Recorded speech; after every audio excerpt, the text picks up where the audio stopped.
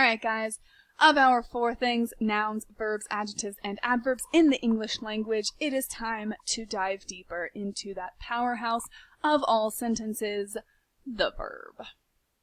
Now it turns out verbs are subdivided into 2 types.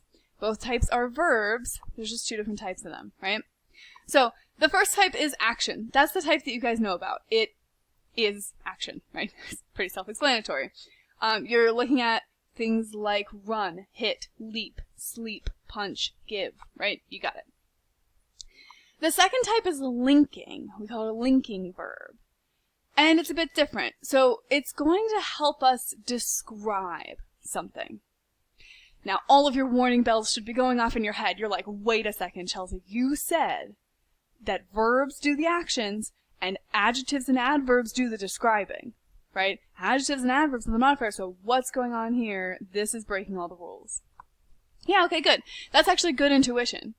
The linking verb itself is not going to be the descriptor. It's going to work in conjunction with the descriptor. So it's going to work in conjunction with an adjective, right? So the linking verb paired with some kind of an adjective is going to help to describe. But the idea behind the linking verb is that there is description happening and not some direct or clear action, right? So that's how you'll differentiate. The easiest way to do this, by the way, is just to look at a verb and say, okay, is it an action? No? Good, then it must be linking. And that's it. Because action verbs are just easier to recognize, right? But it turns out linking verbs aren't too terrible to recognize either. So you have these ones. Am is are, was were, and seems. Am, like I am happy. He is happy. We are happy, right? All that kind of stuff.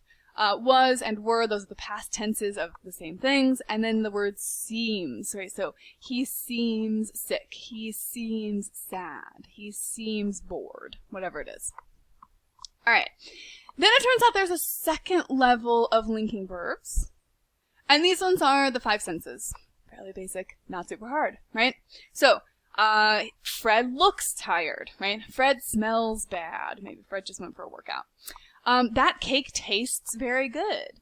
Remember, it's trying to help us describe something. So this is telling us, oh, the cake tastes good. That tells us more information about the cake.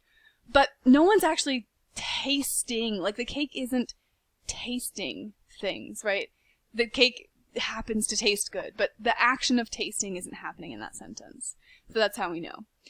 Sounds, Fred sounds sick, or sounds happy, sounds excited, sounds interested. And feels, maybe Fred feels enthusiastic or something like that. And all of those things are helping you to describe Fred.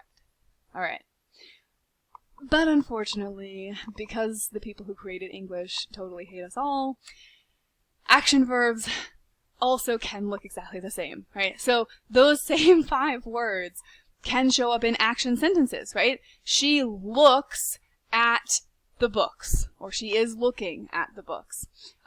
He is smelling the roses, right? That's happening. That's an actual action, right? Here I am, here's a rose, smelled it. Good, I smelled the rose. And that happened. So these words can also be action words, which is why they're separated off. These ones get to be both, these ones not both. Especially these are your key linking only verbs. These ones you just want to be wary around. Is there an action happening? Yes or no? The biggest one that you're going to want to look at for later on is the word is. That word is going to come up all the time. You guys are going to use it a lot. It's one of the most basic words in the English language. And it's going to be really, really important when you get into direct objects, because is not an action verb. The word is a linking verb, not action. And in order to have a direct object, you're going to need an action verb. So, you don't need to know what all that stuff is right now. That's a preview of what is to come. For now, we just want to think about separating out action and linking. Let's practice.